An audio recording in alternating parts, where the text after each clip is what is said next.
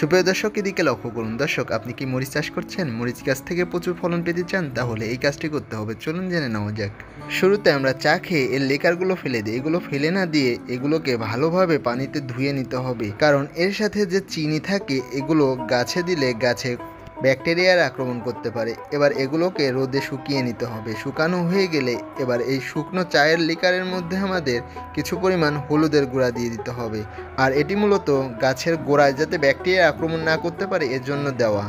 এবার এটিকে ভালোভাবে মিশানো হয়ে গেলে এর মধ্যে আমাদের কিছু পরিমাণ ডিমের খোসা দিয়ে দিতে হবে। আর এই ডিমের খোসায় থাকে প্রচুর পরিমাণে ক্যালসিয়াম। এবার এগুলোকে ভালোভাবে মিশিয়ে নিতে হবে। মিশিয়ে এটি সপ্তাহে একবার প্রত্যেকটি গাছের গোড়ায় এভাবে মাটি আলগা করে দিয়ে দিতে হবে। দেওয়া হয়ে গেলে এর ওপর দিয়ে মাটি চাপা দিয়ে পানি দিয়ে দিতে হবে। এতে করে গাছ দ্রুত বৃদ্ধি পাবে এবং গাছে প্রচুর পরিমাণে ফুল আসতে শুরু করবে এবং গাছ থেকে দ্বিগুণ ফলন পাওয়া যাবে। ধন্যবাদ সবাইকে।